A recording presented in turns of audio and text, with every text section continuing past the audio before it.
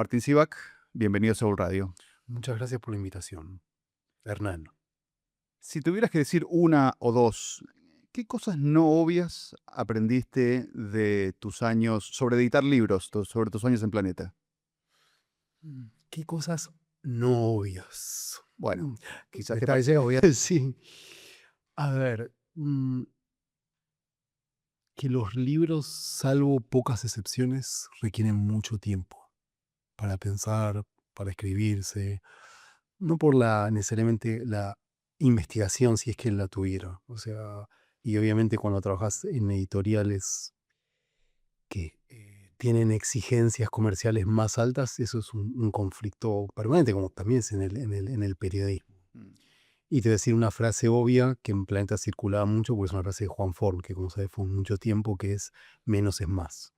Entonces, eso que parece un poco obvio, cuando te sentás a escribir los textos de los otros, y es fundamental. Ese menos es más y encontrar la manera. O sea, menos es más, literalmente, en cantidad de páginas de un libro.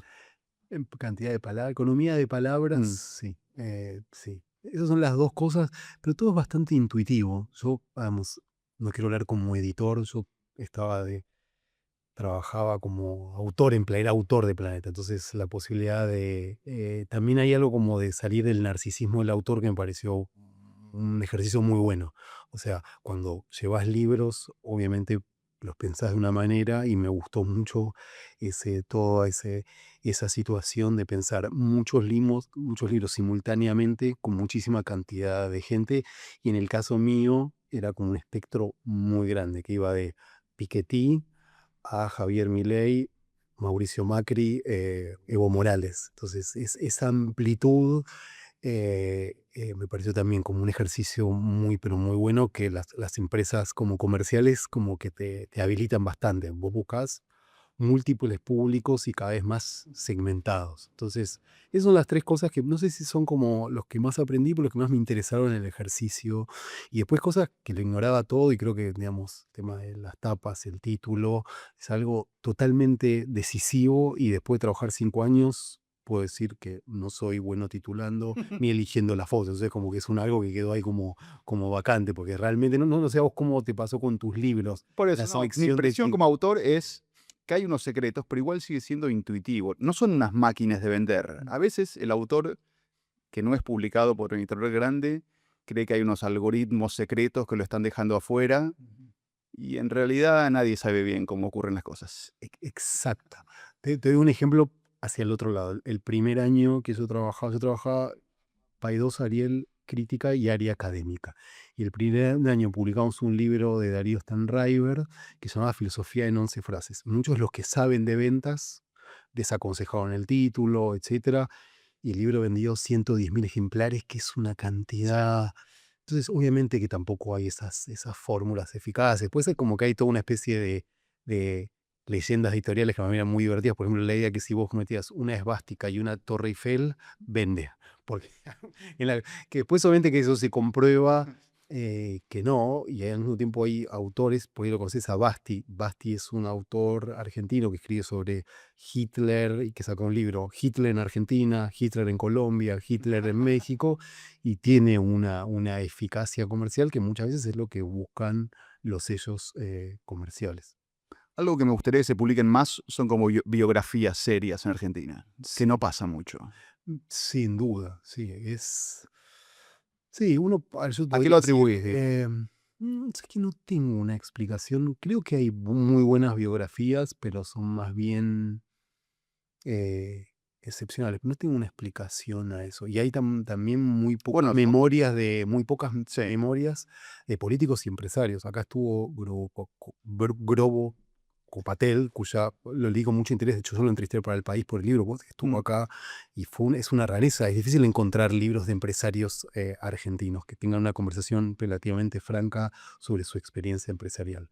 Y mismo presidente, o sea, con la excepción, Lanusse tiene esta rareza que son 3 libros que son variaciones, pero bueno, pero es como un ejercicio de 3 veces. Bueno, vos lo conocés por Macri, pero en general es algo poco, también para políticos que todavía están también es difícil, ¿no? Hay uno que yo recomiendo mucho, que Ricardo Sicaro, era uno de los sugeridos por Ricardo Sicaro, un gran sociólogo argentino, que es el de Bobby Roth, que son Los años de Onganía. Es un secretario legal y técnico de la presidencia que escribe Editorial Campana, una gran memoria de la casa Rodó, sin grandes pretensiones, pero creo que hay algo de esos libros que, como sabes, en Estados Unidos hay muchísimo más de esas, si querés, memorias laterales.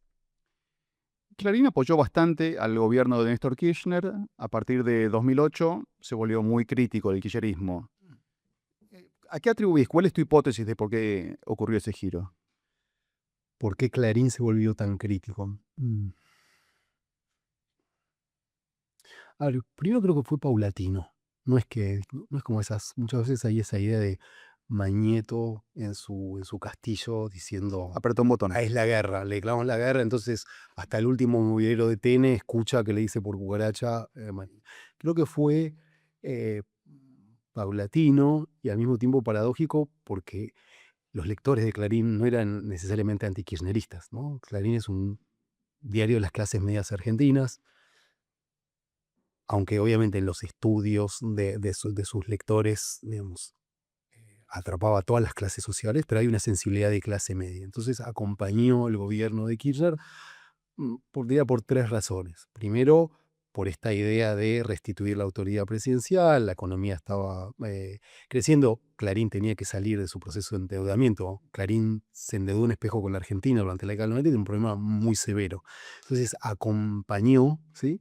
Y un punto de quiebre que fue el llamado conflicto del campo, donde ahí Kirchner, muy rápido, en vez de buscar una salida negociada, escaló rápidamente. Y Clarín reaccionó a la escalada de Kirchner. Creo que fue una decisión deliberada. Y después creo que no hubo marcha atrás porque todos los mecanismos de negociación por distintas circunstancias no funcionaron. Pero había muchas condiciones, porque había unas coincidencias generales sobre la Argentina que Mañeto y Kirchner coincidían. Y después creo que hay algo que no me gustan las explicaciones psicologistas, pero yo para el libro de Clarín tuve 3 larguísimas conferencias, conversaciones con Mañeto. 2 antes de la publicación del libro y 1 después de la publicación del libro. Y Mañeto seguía hablando, esto estábamos hablando del año 2015, las 3 conversaciones, como si Kirchner estuviese vivo. Había una cuestión de duelistas que me impactó. Insisto, no es que eso se explica en términos personales, aunque para Mañeto, alguien que insólitamente, siendo un dueño de medios, dio 2 entrevistas en su vida, que de repente lo saquen del anonimato, eso tuvo como un impacto. Y entiendo que Mañeto es una persona bastante razonable y poco impetuosa, a diferencia de Kirchner, pero aún así todos esos gestos del kirchnerismo hicieron que creciera en espiral. Para mí la pregunta es, ¿por qué no consiguieron un acuerdo? Porque ambas partes son negociadores. Y después creo que aparte, periodísticamente, Clarín también encontró una nueva vida. ¿Sí? Porque Clarín nunca había sido tan opositor a ningún gobierno en la historia de Clarín, del 45 en adelante. Entonces se encontró, entonces apalancado, y también con las excentricidades para Clarín, para cualquier medio, contratar a la nata, por ahí puede ser una buena inversión. Para Clarín era muy novedoso porque es alguien más fuerte que la marca. Entonces Clarín creo que empezó a encontrar eso. Digamos, hoy justo que entrevisté a Iñaki Gutiérrez, le digo por esto, que le dije, ¿cuándo te empezó a interesar la política? Cuando la nata fue a las bóvedas a mostrar los cosas. Entonces ahí digo, hay algo de eso, de llevar a Iñaki Gutiérrez de 18 años a la política, de eso que es la eficacia que la nata le dio al grupo. ¿Cuándo crees que fue la mayor etapa de influencia en la política de Clarín? O sea, aquello de las 3 tapas seguidas de Clarín, ta, ta, ta. Sí. ¿Fue un poco un mito o en algún momento? ¿O cuándo fue? Si hubo alguno, un momento. Yo creo que fue en los 90, pero no sé, decime vos por ahí que conocés mejor la historia. Sí, lo de las 2 tapas obviamente que no es, no es cierto. O con la frase esta de Mañeto, que el puesto menor, todas esas Sí. cosas, no. Yo creo que la década del 90 fue el punto de la hegemonía de Clarín, en el sentido de combinación de virtuosidad periodística, un momento que con Guareschi encontró modernización periodística, el diario invirtió, digamos, como ustedes, no hay que inventar nada, hay que traer buenos periodistas. Entonces, una convocatoria, había muy buenas firmas, el diario estaba muy bien pensado, había 20 corresponsales. Entonces, eso combinado con el pasaje de Clarín. Pensá que Clarín en el año 87 fue ambiguo cuando fue Semana Santa. O sea, Clarín ahí jugó a dos bandas. No había un gran convencimiento que el gobierno de Alfonsín era lo mejor para la Argentina en Clarín. En cambio, en la década del 90, con el discurso de la modernización, si querés, si el desarrollismo fue este paraguas muy grande que le permitió a Clarín ser desarrollista con todo lo ambiguo que eso implica, la idea de la modernización le permitió eso, mejor periodismo y esta idea del diario, digamos, multimedios, con gran capacidad de penetración en las audiencias y eh, con una agenda de los derechos humanos que era bastante novedosa. En todos esos eventos de Clarín es muy interesante el festejo de los 97, del año 95. Esta Estela de Carlotto y Menem. Entonces hay algo de ese momento casi magnánimo de Clarín que creo que fue el pico de- del grupo.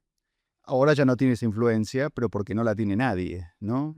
Quizás hay algo, digo, lo que no logró Néstor Kirchner, por ahí lo logró Twitter, por simplificar un poco. Sí, sí, ahora evidentemente, el otro día me decían que estaba en 80.000 por mes. Obviamente que ni en términos cuantitativos y en términos de influencia no, no está en el centro de la conversación. Por eso, digamos, la generación de Milei es la primera que no mira las tapas. Por eso es curioso que tenga como tweet fijado lo de Clarín cuando imagino que ser el tema número 80 de mi ley, pero por alguna razón, a veces pienso que es como los de la vieja política que le deben decir cosas de Clarín, pero en los hechos no parece tener relevancia para el gobierno.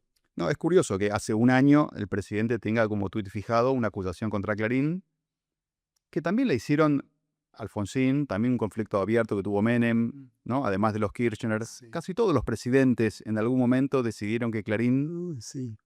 era alguien a quien oponerse. Sí, en el caso que es una cosa de Alfonsín que hablábamos recién de los reels, ¿no? Sí. Cuando no existían los reels, ese discurso de Alfonsín en la sociedad real es como que cada año decía eso. Y Alfonsín en público solamente 2 veces habló de Clarín. Era también un tema, Claro. no le quiso cambiar la ley, digamos, hizo la vista gorda, o sea, dejó que entrara lo de Radio Mitre y intentó contrapesar con algunos diarios, pero era un tema totalmente, Secundario. totalmente secundario.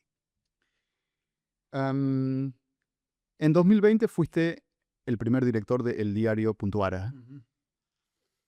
Cuando me llamaste para escribir, que fue en esos días, me dijiste, quiero que sea un diario de izquierda, no faccioso.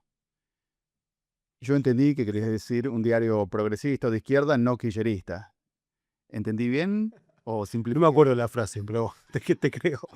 Em, sí, ahí había un modelo de negocios que era el del diario Es, ¿sí? Que es este diario que encontró en esa comunidad de 100.000 lectores la posibilidad de autonomizarse de los gobiernos y los anunciantes privados. Ese era él con una sensibilidad de izquierda, si querés. El intento en la Argentina fue replicar y como vos decís, eh, la orientación del diario. Y cuando decía no faccioso era en términos generales, no solamente con respecto al kirchnerismo. Eso fue un poco el espíritu inicial del diario, que después se encontró con escollos materiales, que es cómo sostener un diario, y después los errores que fuimos cometiendo, muchos de los cuales y me hago cargo por haber sido director. Curioso porque, digo, ese pasillo finito que hay en la Argentina, para mí, no de la izquierda no kirchnerista o del progresismo no kirchnerista, ustedes arrancaron con algo que era espectacular para la misión, me parece, del diario, que fue la legalización del aborto, ¿no? La ley de legalización del aborto. Fue un buen momento para arrancar. Sí, fue puro azar. Sí. Imagínate que, a ver, había que salir porque o sea, creo que la reacción empezó a funcionar la primera semana de noviembre y era el mes siguiente porque había que empezar a tener ingresos, pues estaban pagando los.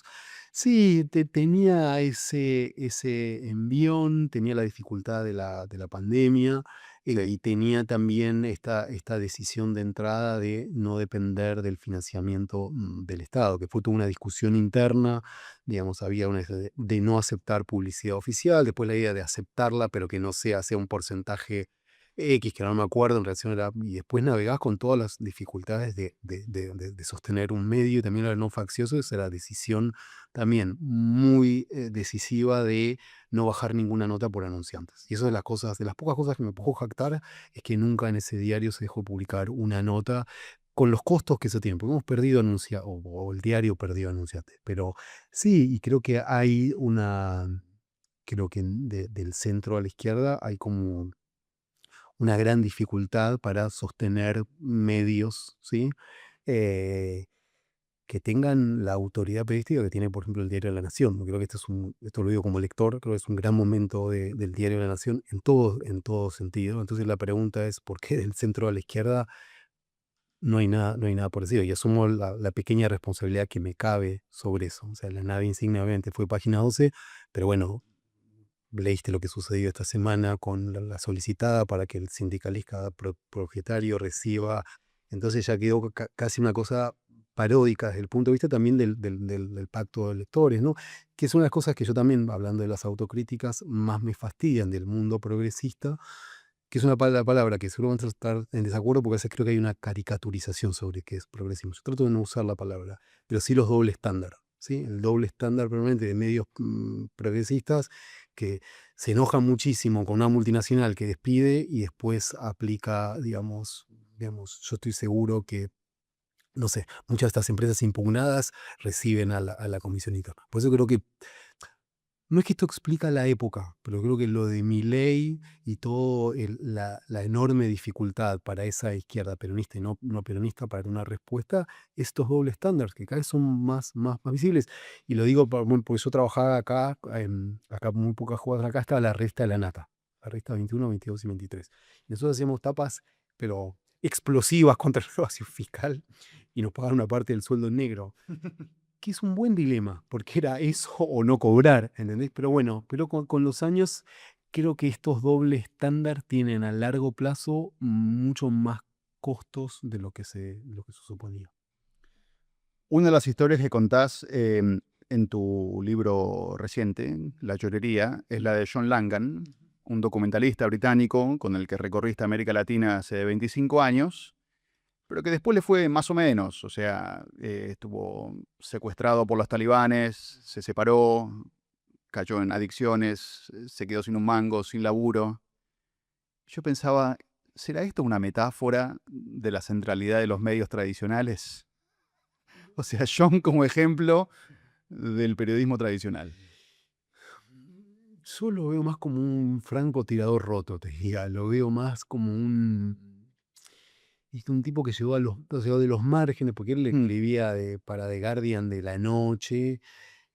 Empezó a hacer selfies en el 99, o sea, documentales como selfies, o sea, con autocámara, con cámaras así, empezó a hacer documentales con pura intuición. Entonces me parece que la historia de él es la historia de alguien que está buscando un sentido para qué ser periodista y lo encuentra no solamente en la guerra, sino en arriesgar la vida, ¿sí? Entonces su vida fue durante casi 20 años arriesgar, pero arriesgar de verdad, y terminó secuestrado por los talibanes. Lo que sí creo que es un tema sobre lo que preguntás, bastante controversial, es que lo que a él le costó no poder trabajar más en Channel 4 es un canal privado muy importante en Inglaterra, él hizo muy buenos documentales para ahí. Cuando a él lo secuestraron los talibanes, Channel 4 pagó un rescate de 300.000 libras, que son $500.000. Por la ley antiterrorista británica no se podía hacer público eso porque era financiar, en ese caso, Al Qaeda. Y John, que parece una manera bastante expansivo, lo contó en una entrevista. Pero está bien, a ver, tuvo simulacros de fusilamiento, sí, sí, tuvo una sí. situación realmente muy difícil y lo contó. Y entonces, esa cuestión creo que un poco pone en discusión, a ver, vos lo castigás a alguien que y para compensarle le pagaron los dientes porque se le cayeron todos los dientes durante su cautiverio. Entonces, hay algo sobre la reacción que a veces tienen los medios tradicionales con sus francotiradores que, bueno, merece algún tipo de conversación. Y John después quedó con esa pulsión de seguir buscando la muerte en otras coberturas. Por suerte, en mi caso, nuestro viaje fue un viaje, si querés, está bien, o sea, en una América Latina donde no había violencia política en el sentido o guerras como las que él cubría en Medio Oriente, pero igual él se las ingenió para que tuviéramos 2 o 3 situaciones absurdas de arriesgar la vida. Sí, en el libro que a vos al principio lo admirás, ¿no? Que sos joven, terminás el libro siendo un poco, digo, estando un poco, sos un poco por encima de él, no digo por encima, sino que lo comprendés, te toca comprenderlo, sentir un poco de Sí. compasión por él. Sí, es una persona que yo quiero mucho. Son 20 años.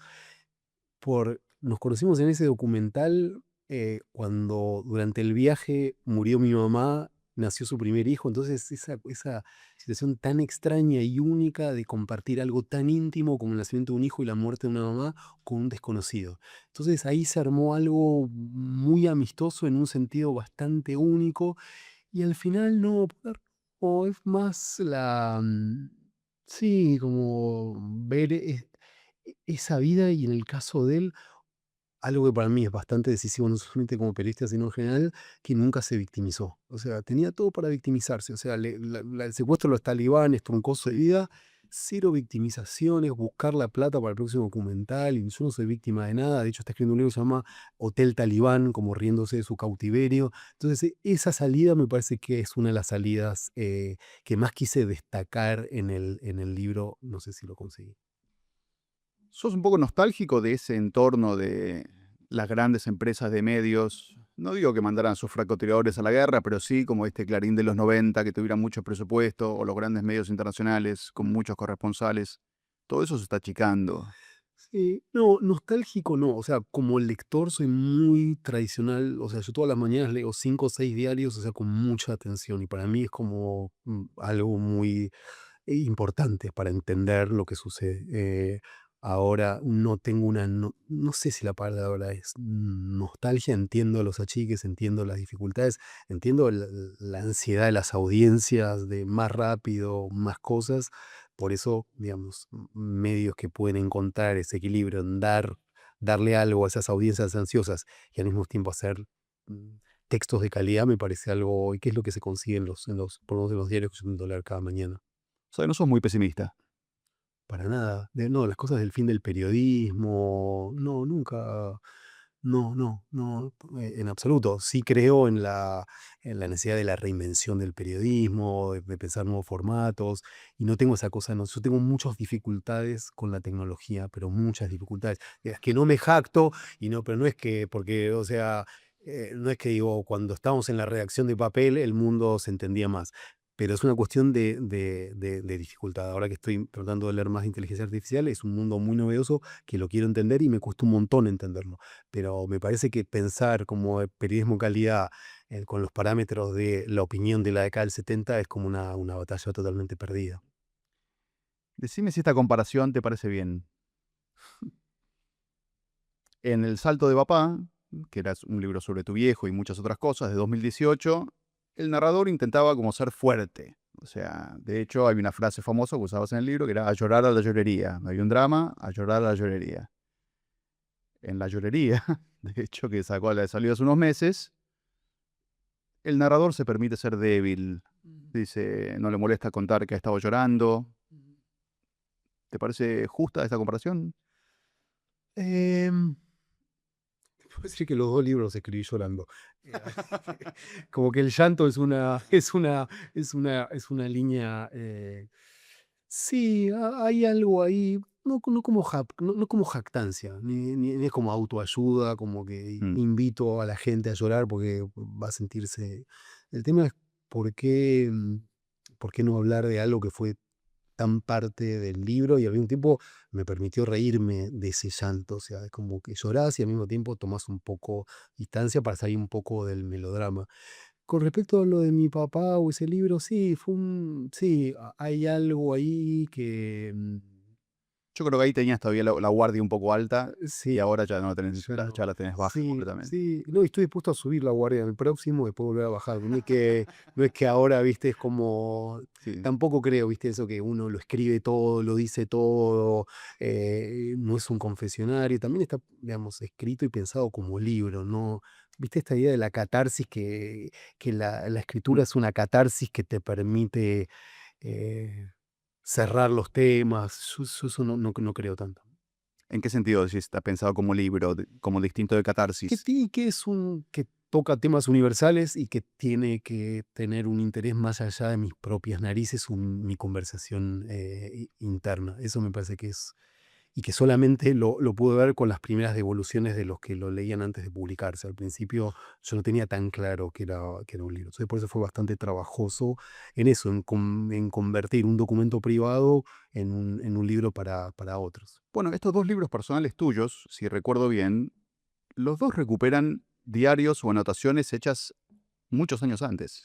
Sí, igual sabes que yo como tengo tan mala letra, en mis diarios viejos no entiendo la letra. Entonces, pero tengo muy buena memoria visual. Nosotros nos conocimos cuando los vimos en Nueva York y yo me acuerdo la remera que tenías el día que nos conocimos. Y no es porque soy agente, parece un agente de inteligencia que tomó. Tengo ese registro visual. Entonces, para la llorería, digo que, bueno, salvo el diario, después lo de John es todo recuerdo personal y un perfil periodístico que escribí.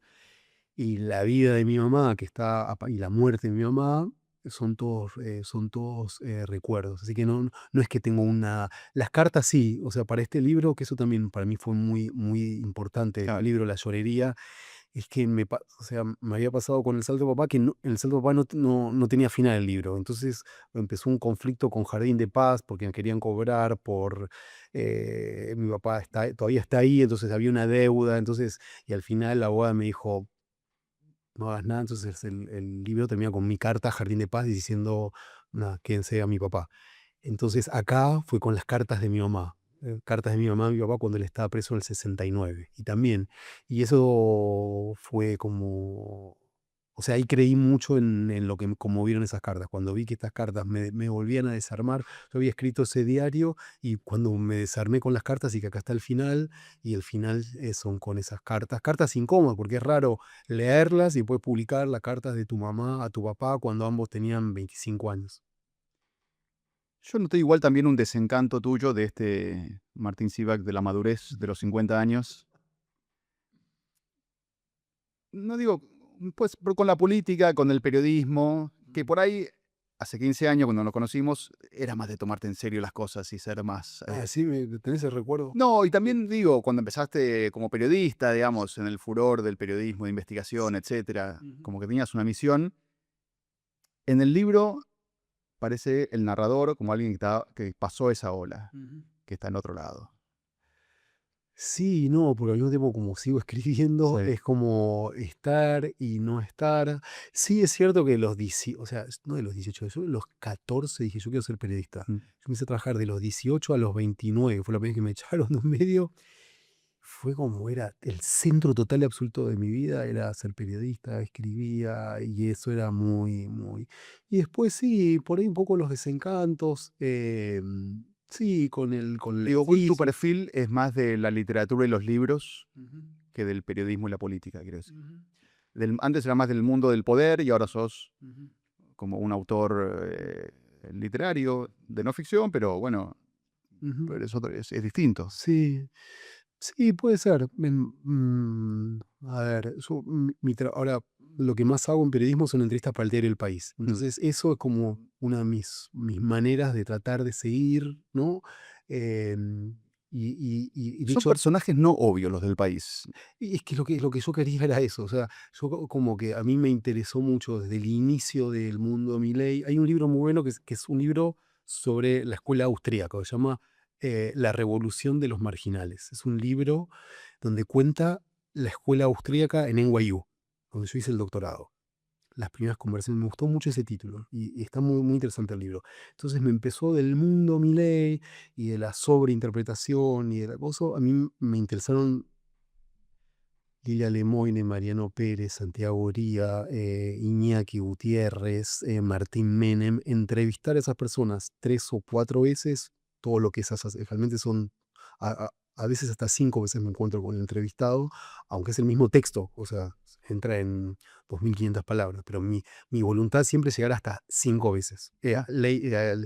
Leila Shani, en la campaña fui 3 o 4 veces a La Matanza. E- Eso es lo que yo quiero hacer, entrevistar y entender esas vidas, porque obviamente, como sabes muy bien, a veces las entrevistas de la alta política tienen que ver más con posicionamientos y cosas más esperables. Entonces encuentro en estas vidas, o quise encontrar en estas vidas una adicional. El salto de papá empieza famosamente, quiero decir, antes de tirarse de palito de un piso 16, papá, papá, papá. Para mí la palabra palito ahí es central. O sea, condensa muchas cosas del libro. No sé si le estuviste dando vueltas 1000 años hasta decidirte por palito o no, pero para mí es muy importante. Sí, y que yo creo que la primera vez que escribí la frase de inicio, la primera versión, yo creo que ese libro tendrá dos versiones. La primera vez no estaba la palabra palito. Creo que habrá sido en la segunda o la tercera vez. No es que me apareció, ni tengo epifanías. O sea, no es que viste que Mm, soy muy de sentarme y reescribir demasiado. Por ahí es exagerado eso. Que es un problema, viste, la reescritura, porque pierde el sí. espíritu. Pero bueno, esa frase me llevó muchísimo, muchísimo tiempo. Y curiosamente, Quintín, que hizo una reseña muy crítica, decía que no entendía la palabra palito. Por eso me acabo de acordar. O distintas maneras de. Pero ¿y vos por qué ves? Me parece que manda un mensaje sobre no es un libro solemne, no es un Ah, libro, ¿entendés? Ya me estás mostrando con un lenguaje informal y generacional sí, un poco de dónde estás hablando y cómo querés que se lea el libro. sí. Y de no victimizarte y de muchas cosas. Si estás dispuesto a hacer un mini chiste con un momento dramático de tu vida, Ujú. me parece que estás mandándole al lector una señal de decir, eh, bueno, es por acá, digo, ¿no? Sí, sí, totalmente ese es el sentido, y hay una cosa que también aparece mucho en la llorería, esta idea de todas historias trágicas, y yo también me corro bastante de eso, no es que me siento parte de una historia, de una gran tragedia, y el libro, bueno, el título también del libro, que eso me lo dio, yo no lo tenía el título, me lo dio el agente con el que trabajé, el agente literario con el que trabajaba entonces, que era una frase del libro que era todo sobre el salto de papá, y después lo vimos que tenía algo que parecía con la película de Almodóvar y quedó el salto de papá. Pero en lo que vos decís, el palito y eso, o a llorar a la llorería, tiene también un poco esa intención. Aunque supuestamente no hay que estas cosas no deberían explicarse, pero Algo dijiste recién sobre tu método de escritura. Digo, sos más europeo, generalizando, de escribir despacio sobre tierra firme, o más gringo en el sentido de hacer 1000 borradores, escribir mucho y después reorganizar y reescribir. mucho reescribir, mucho hacer 1000 borradores. Por ejemplo, las notas del país yo las imprimo 3 versiones, las marco mucho en papel, uso mucho el papel para corregir, y voy como tallando, puliendo, puliendo. Sí, o sea, pero ojo, no es un método, o sea, es más, si alguien o sea, jamás recomendaría lo que yo hago, o sea, lo ideal es escribir bien y rápido, o sea, no es que esto, no es que digo, o sea, esto es la mejor manera de escribir, ojalá pudiese escribir, o sea, hay amigos que escriben, que publican libros o sea, solamente la escriben en la computadora y a veces ni la corrigen. Eso me parece una cosa realmente imposible. No, soy muy de tallar, ¿Vos no imprimís nunca en papel lo que escribís? Sí. Ah, ok. Los libros, ¿no? Los artículos Los, no. los artículos, nada, yo también. Yo necesito, eso es una, sí, no sé, no. Dijiste que no crees en los efectos sanadores de la escritura. Ujú. ¿Por qué? Digo, es algo que pasa y dado los géneros que has tocado últimamente, a veces algunos autores dicen, este libro me sirvió. Sí. No, reconozco la utilidad y reconozco el alivio. O sea, a mí publicar estos libros me produjeron un alivio borroso, pero alivio. pero no sanar, porque sanar primero es una palabra que habría que pensarla bien y en contra muy de esta idea, viste, que la escritura sana o salva. O sea, en mi caso, estoy hablando muy a Mm. título personal, obvio. Si hay personas que pueden sanar con la escritura, es fantástico. A mí hasta ahora no he podido sanar. Sí, ordenás tu desorden, encontrás una manera de contar algo que querías contar, y hablo en primera persona, cuando lo publiqué me generó alivio, no sanación. Igual para mí hay algo inexplicable en el impulso de querer escribir. Alguien que le gusta escribir y quiere escribir no tiene que explicar por qué. Y tiene el costado medio inconfesable de que también es inseparable de su ego. O sea, uno cree que tiene algo para poner entre dos tapas y que se vende en las librerías y cree que está bueno Obvio. y te tiene que tener un poco de autoestima. Obvio, sin duda.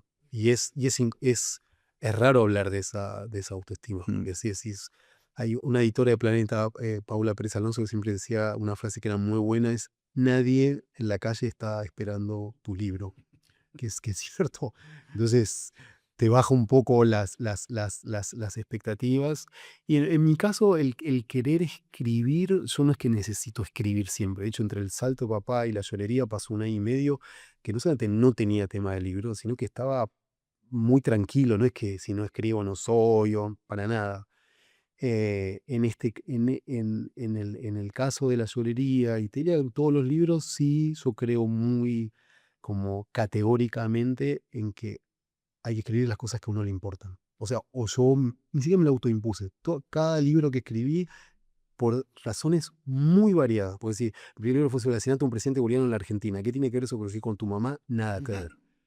Pero viste, si no tenés obsesión o muchas ganas de ese tema, es insostenible durante tanto tiempo dedicarle a un tema que nada. Por eso también lo de las fórmulas, viste, a ver, ¿qué quiere leer la sociedad argentina? Y pensar un libro como esos libros a pedido, para mí no funciona, porque es más incierto ese gusto.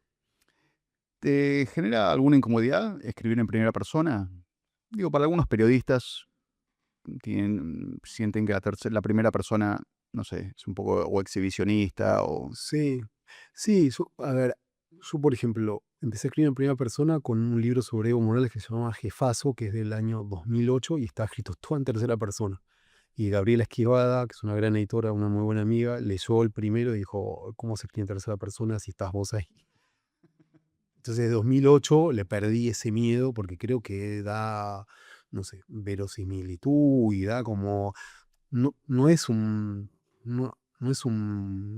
cuestión de ego ni de vanidad. Es como estoy acá y lo digo, no en carácter de irrefutable, ¿no?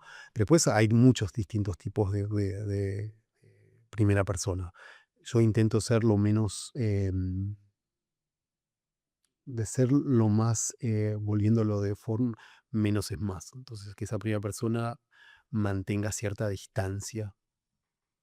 Independiente lleva 40 años sin ganar la Copa Libertadores. ¿Por qué? Uf, qué difícil, qué difícil. Eso sí es un dolor, ¿ves? O sea, Independiente, la caída de un club, las malas gestiones. eh, no tengo una explicación para eso. Así como hincha lo padezco a tal punto que mi hijo más grande se hizo hincha de River a los 5 años. O sea, sé las consecuencias. Y mi hijo más chico va camino a ser hincha de Boca. Así que creo que ahí puedo explicar las consecuencias. Pero no, o sea, es que no tengo una explicación a tantos años, pero tantos años de tantas frustraciones. Y ahí sí ves como que en el fútbol no puedo, o sea, en el periodismo no me sale la nostalgia de las viejas redacciones. En el fútbol, por algo que tiene que ver con la historia de Independiente, finalmente es como más un ejercicio de nostalgia. En 2014, Evo Morales ganó su tercera elección a presidente de Bolivia. El día de elección vos publicaste en New York Times una nota diciendo, bueno, de acá en adelante, el MAS o Evo Morales tiene que preocuparse por tener un sucesor, no dejarse tentar por la reelección indefinida, no personalizar demasiado el régimen. No te hicieron mucho caso. No, creo que en general no me hacían caso y hacían miedo. No, yo no tuve como siempre, yo a Evo Morales lo conocí en el 95, obviamente que los primeros años para escribir Jefazo pasé mucho tiempo ahí, pero siempre teniendo muy claro, que es una cosa que lo habrás visto en unos periodistas, porque una cosa sos periodista y te vas a la función pública, ahí sí sos parte de un Mm. gobierno. Ahora, si sos periodista, esa idea, viste, del intentar influir un presidente, que lo he visto mucho, sobre todo en el mundo de Evo, siempre fui, o sea, mi forma de, siempre fue a través de los artículos. Y creo que ahí empezó el fin del círculo virtuoso de Bolivia, que fue, si lo ves en la región, desde el punto de vista de los cambios sociales, económicos, fue el proceso que trajo mayores cambios. O sea, y hasta del 2006 al 2014 era supremacía política, grandes resultados económicos, igualación social, más infraestructura, y el proceso empezó a truncar cuando Evo Morales en el 2014, después de ganar esa elección, llamó un referéndum que perdió, desconoció el resultado electoral, y después empezaron, pero creo que el inicio de eso es la hiperpersonalización, que también es un lugar muy cómodo para mí decir, yo jamás me jactaría de haber escrito en el New York Times. Es más, diría, bueno, pero yo también contribuí, porque mi libro era Jefazo y mi libro es sobre Evo Morales. O sea, es también algo como de sobreidealización de la capacidad de Evo Morales de poder llevar adelante esas reformas y después sostenerlas en el tiempo. Escribí pues un libro que es sobre su caída, que es Vértigos de lo inesperado, que un poco cuenta los efectos de esa personalización, de la falta de democracia interna y el drama actual, que no es solamente para la izquierda de Bolivia, sino para toda América Latina, es la invención de futuro. O sea, finalmente todos estos líderes de izquierdas quedan en una nostalgia del pasado y una enorme dificultad para decir, bueno, no puedes vivir de la nacionalización del 2005 o la reivindicación de la nacionalización del 2006.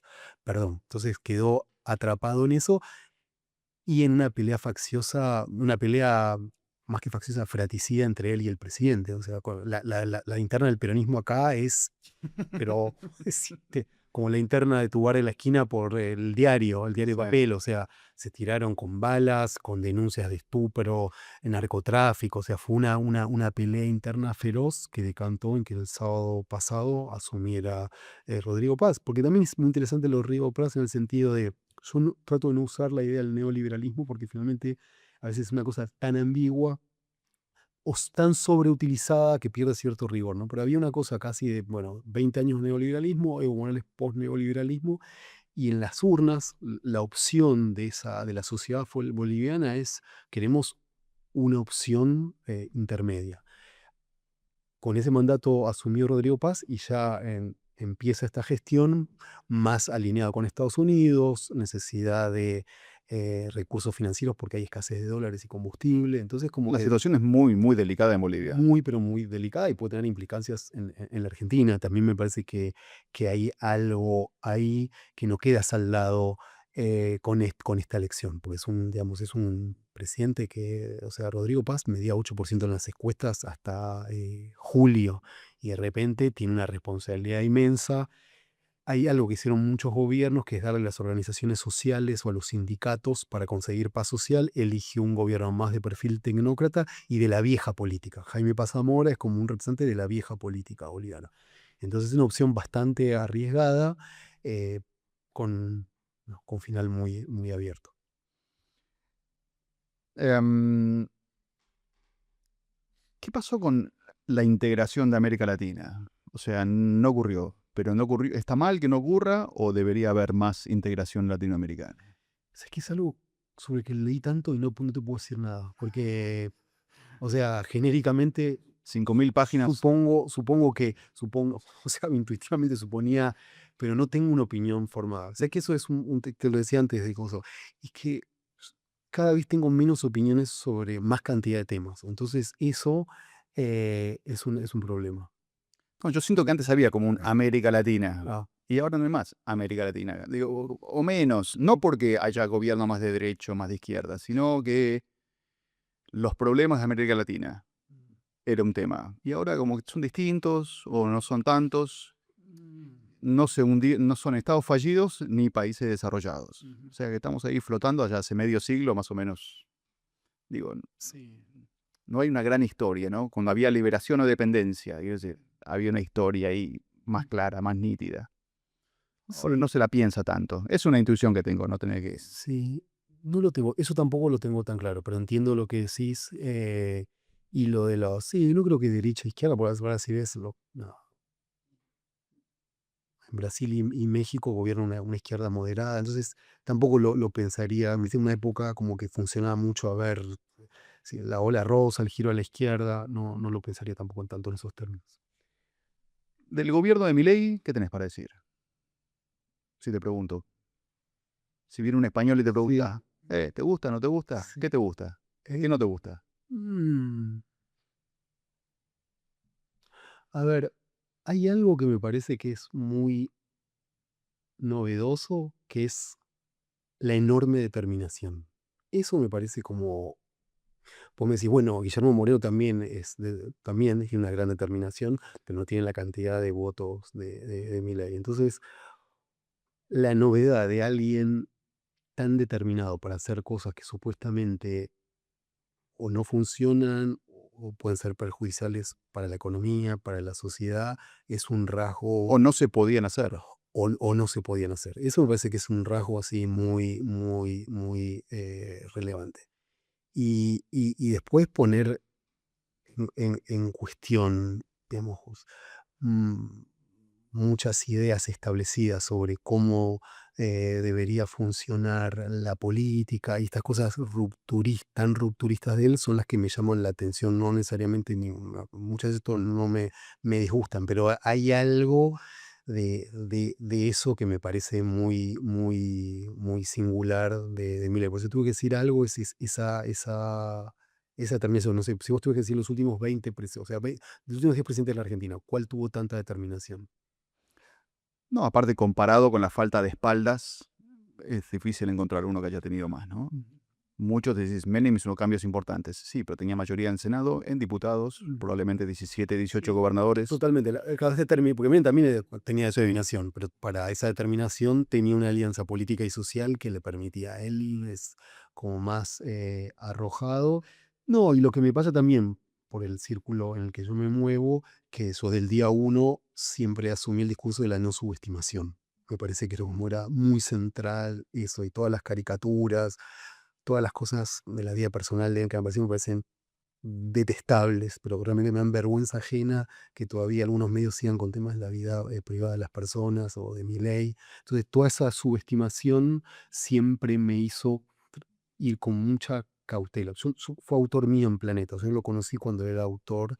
Él trabajaba, tenía libros en Galera, entonces a mí todo ese año, que fue el primer año de la pandemia, que tenía relación de autor, a mí lo que más me llamó la atención de él es como su idea de yo soy un divulgador, o sea, no era un panelista. ¿Viste qué es la idea que era un panelista? Decían, no, Mm. no, ahí había una cosa, yo quiero divulgar mis ideas, que parecía totalmente desproporcionado a lo que era, porque objetivamente era un panelista. Entonces, todas esas cuestiones me parecieron bastante novedosas y me tenés que decir eh, qué es lo que yo le diría a un español, sobre todo para evitar eso, para decir, bueno, ya pasamos, ganó una elección, ganó la elección de medio término, esto no es un accidente de la historia, me parece que hay como... Y de hecho, cuando yo en ese año, y esto me yo siempre, esto que voy a decir va a sonar que siempre adiviné los futuros presidentes, todo lo contrario. En el 2001 dije que Lamberto iba a ser presidente. Digo esto para aclarar que no tengo... Oscar Lamberto. Oscar diputado senador de Santa Fe, ¿no? Aclaro esto porque ahora te voy a decir, va a decir que soy un tirapostas, todo lo contrario de ser tirapostas. Yo el año que Milei empezó la campaña presidencial, yo me hizo como un libro que su tiro era La rabia. Entonces yo quería documentar ese año de Milei de abril en adelante con la idea de la rabia porque empecé a ir a algunos de estos eventos y quedé impresionado con la cantidad de gente, la diversidad. Como estoy diciendo, lo vi venir, pero sí vi algo muy potente que, que, que permanecen. Mm, te ubico así a grandes rasgos en la ancha avenida de izquierda o el progresismo. O sea, ¿cómo te gusta la palabra progresismo? No, digo, a otros les gusta.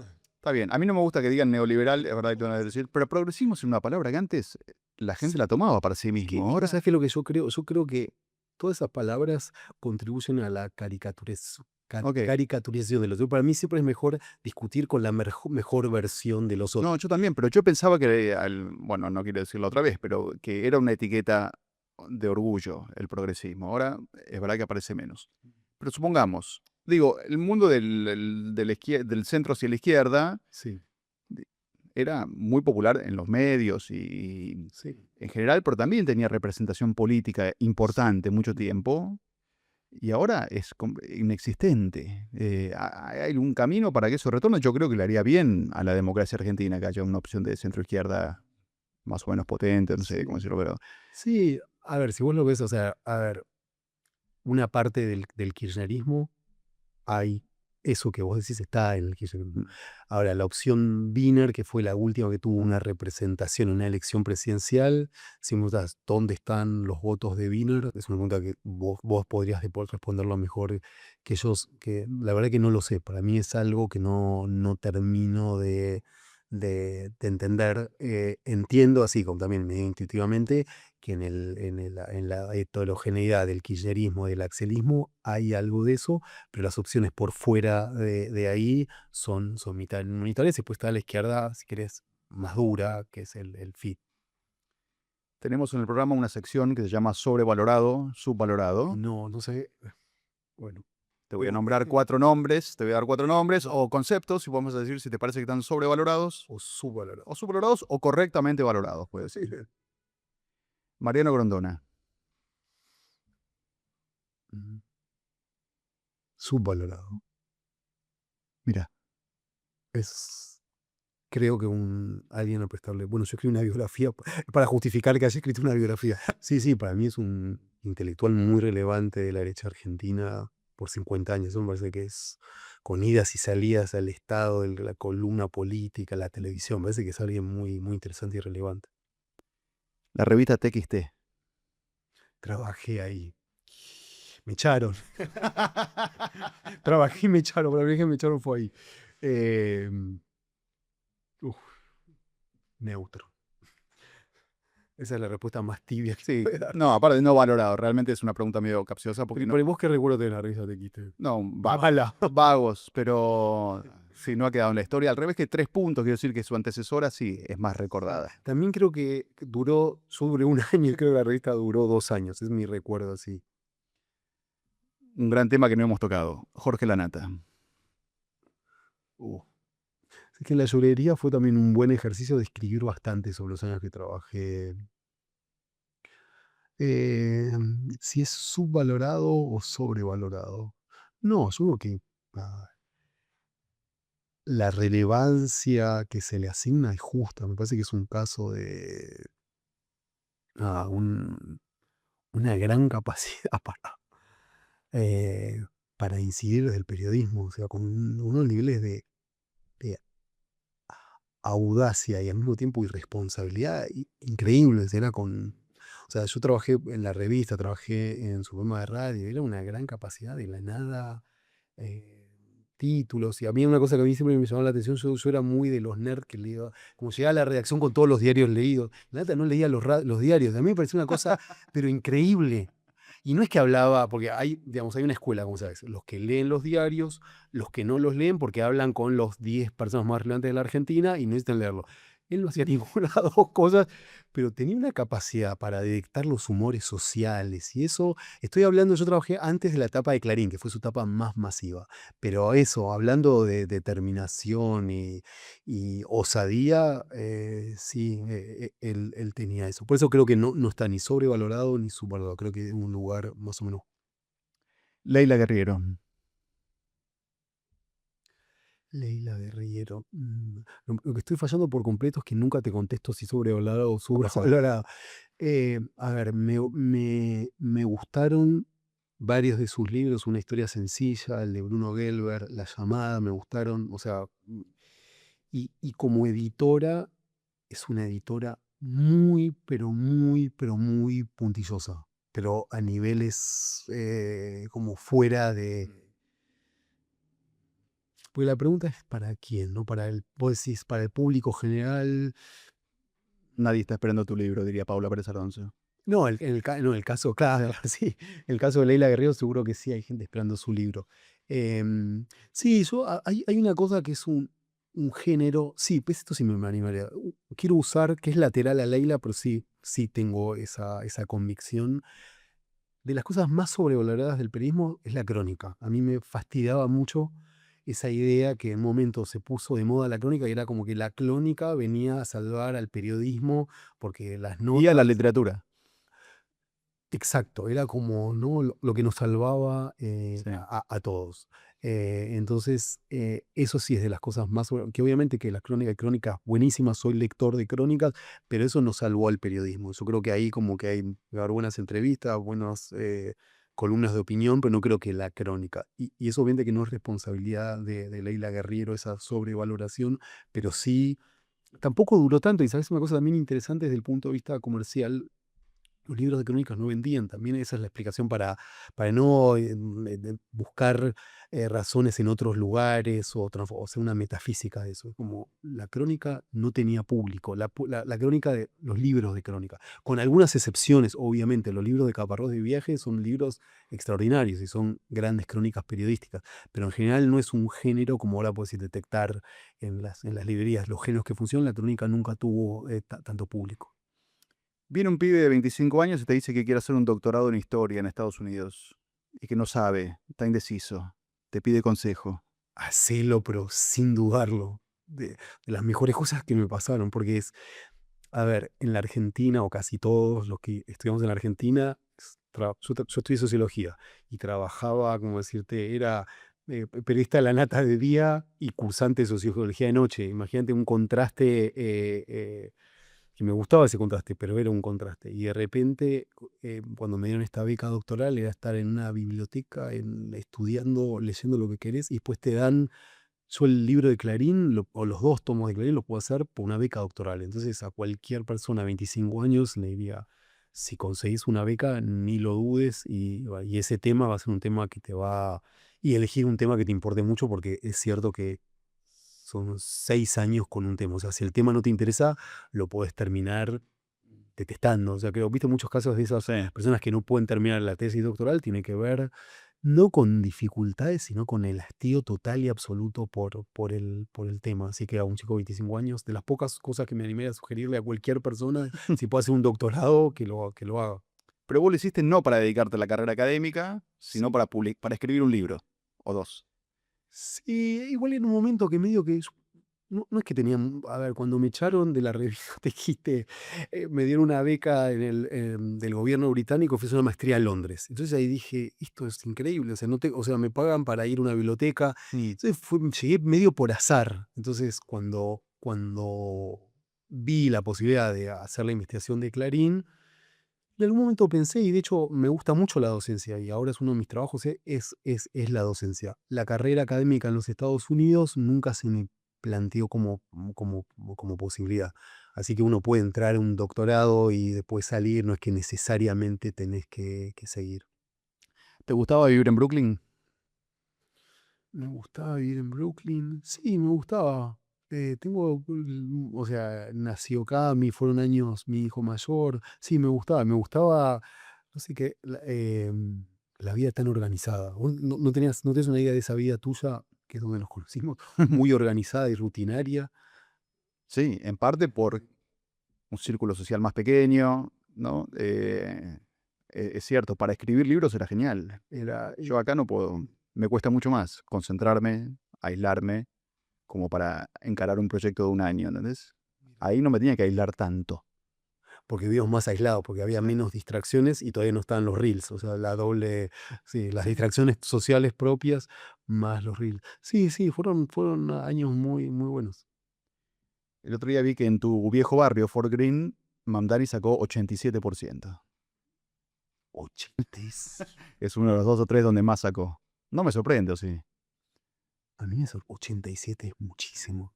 Sí, es un barrio, a ver, ¿cómo lo definía Fort Greene? Es una parte de Brooklyn donde los precios fueron escalando y es uno de los lugares más caros, es como un lugar privilegiado de. Sí, ahí. Pero con muchos profesionales negros muy cancheros. Y además, es cierto, muy importante, sí, muy importante eso. Sí, evidentemente hay como un sentimiento de trampista que él pudo conectar muy bien, entiendo, en varios lugares. Me llamó la atención estas comparaciones apresuradas con la Argentina, como que tenemos que buscar el alcalde de Nueva York. Me parece que, y entiendo que creo que es parte de la orfandad de esa centroizquierda a la que vos estás hablando, que, bueno, es una orfandad muy grande porque me parece que la dificultad que es el frenar a Milei, ¿no? O sea, que el discurso de frenar a Milei otra situación recurrente que escucho es buscar un candidato para evitar el miedo cuca. O sea, si vos estás pensando en la política solo para evitar el miedo cuca, me parece que no hay muchas posibilidades. Entonces, Aparte ya se hizo. ya se hizo 3 veces. Sí. Entonces, en las 3 veces me parece que por ahí no es. Tampoco sé por dónde es. Entonces, Mm. lo de alcalde lo tomaría como algo muy sorprendente, muy novedoso, pero evitaría los traslados tan mecánicos, sobre todo por las enormes dificultades que va a tener en la gestión. No es que es, digamos, es a veces mundo de promesas o las promesas que trajo, pues hay que ver qué sucede. Martín Sivak, muchas gracias por venir. Muchas gracias por la invitación.